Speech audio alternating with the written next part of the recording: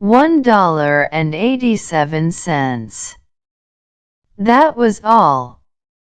And 60 cents of it was in pennies.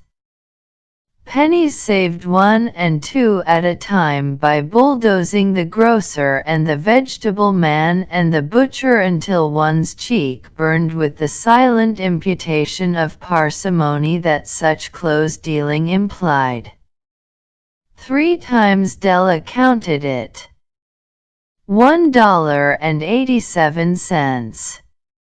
And the next day would be Christmas. There was clearly nothing left to do but flop down on the shabby little couch and howl.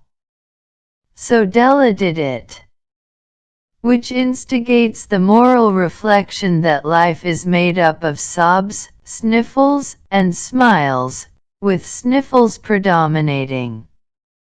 While the mistress of the home is gradually subsiding from the first stage to the second, take a look at the home. A furnished flat at $8 per week. It did not exactly beggar description, but it certainly had that word on the lookout for the mendicancy squad. In the vestibule below was a letter box into which no letter would go, and an electric button from which no mortal finger could coax a ring. Also appertaining thereunto was a card bearing the name M.R. James Dillingham Young. The Dillingham had been flung to the breeze during a former period of prosperity when its possessor was being paid $30 per week. Now, when the income was shrunk to $20, the letters of Dillingham looked blurred, as though they were thinking seriously of contracting to a modest and unassuming D. But whenever Mr. James Dillingham Young came home and reached his flat above, he was called Jim and greatly hugged by Mrs. James Dillingham Young, already introduced to you as Della. Which is all very good. Delia finished her cry and attended to her cheeks with the powder rag. She stood by the window and looked out dully at a gray cat walking a gray fence in a gray backyard. Tomorrow would be Christmas Day, and she had only $1.87 with which to buy Jim a present. She had been saving every penny she could for months, with this result. $20 a week doesn't go far. Expenses had been greater than she had calculated. They always are. Only $1.87 to buy a present for Jim. Her Jim. Many a happy hour she had spent planning for something nice for him. Something fine and rare and sterling, something just a little bit near to being worthy of the honor of being owned by Jim. There was a pier glass between the windows of the room. Perhaps you have seen a pier glass in an $8 flat.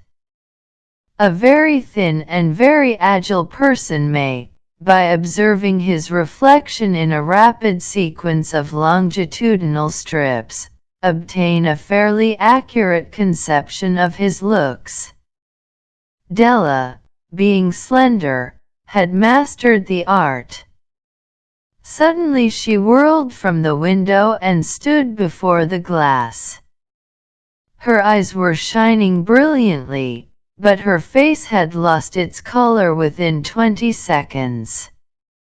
Rapidly she pulled down her hair and let it fall to its full length. Now, there were two possessions of the James Dillingham Youngs in which they both took a mighty pride. One was Jim's gold watch that had been his father's and his grandfather's. The other was Della's hair. Had the Queen of Sheba lived in the flat across the Ayers Haft, Della would have let her hair hang out the window someday to dry just to depreciate Her Majesty's jewels and gifts. Had King Solomon been the janitor, with all his treasures piled up in the basement, Jim would have pulled out his watch every time he passed, just to see him pluck at his beard from envy. So now Della's beautiful hair fell about her, rippling and shining like a cascade of brown waters. It reached below her knee and made itself almost a garment for her. And then she did it up again nervously and quickly. Once she faltered for a minute and stood still while a tear or two splashed on the worn red carpet. On went her old brown jacket, on went her old brown hat.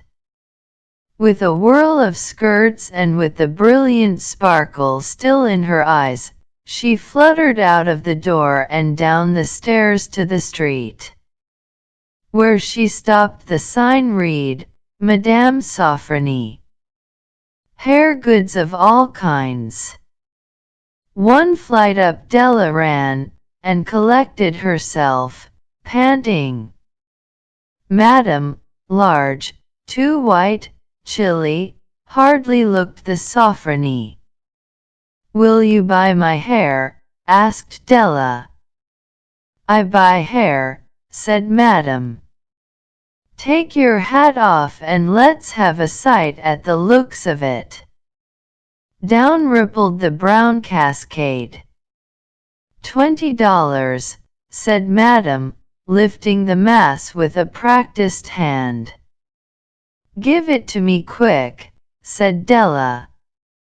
Oh, and the next 2 hours tripped by on rosy wings. Forget the hashed metaphor. She was ransacking the stores for Jim's present. She found it at last. It surely had been made for Jim and no one else. There was no other like it in any of the stores, and she had turned all of them inside out. It was a platinum fob chain, simple and chaste in design, properly proclaiming its value by substance alone and not by meretricious ornamentation, as all good things should do. It was even worthy of the watch. As soon as she saw it she knew that it must be Jim's. It was like him. Quietness and value, the description applied to both. $21 they took from her for it, and she hurried home with the 87 cents. With that chain on his watch, Jim might be properly anxious about the time in any company. Grand as the watch was, he sometimes looked at it on the sly on account of the old leather strap that he used in place of a chain. When Della reached home her intoxication gave way a little to prudence and reason. She got out her curling irons and lighted the gas and went to work repairing the ravages made by generosity added to love. Which is always a tremendous task, dear friends, a mammoth task. Within 40 minutes her head was covered with tiny, close-lying curls that made her look wonderfully like a truant schoolboy. She looked at her reflection in the mirror long, carefully, and critically. If Jim doesn't kill me, she said to herself, before he takes a second look at me, he'll say I look like a Coney Island chorus girl. But what could I do? Oh, what could I do with $1.87? At 7 o'clock the coffee was made and the frying pan was on the back of the stove, hot and ready to cook the chops. Jim was never late. Della doubled the fob chain in her hand and sat on the corner of the table near the door that he always entered. Then she heard his step on the stairway down on the first flight, and she turned white for just a moment. She had a habit of saying little silent prayers about the simplest everyday things, and now she whispered, "Please God, make him think I am still pretty." The door opened and Jim stepped in and closed it. He looked thin and very serious. Poor fellow, he was only 22, and to be burdened with a family. He needed a new overcoat and he was without gloves. Jim stepped inside the door, as immovable as a setter at the scent of quail. His eyes were fixed upon Della, and there was an expression in them that she could not read, and it terrified her. It was not anger, nor surprise, nor disapproval, nor horror, nor any of the sentiments that she had been prepared for.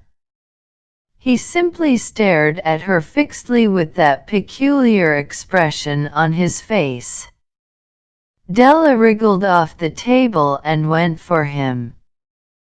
"Jim, darling," she cried, "don't look at me that way.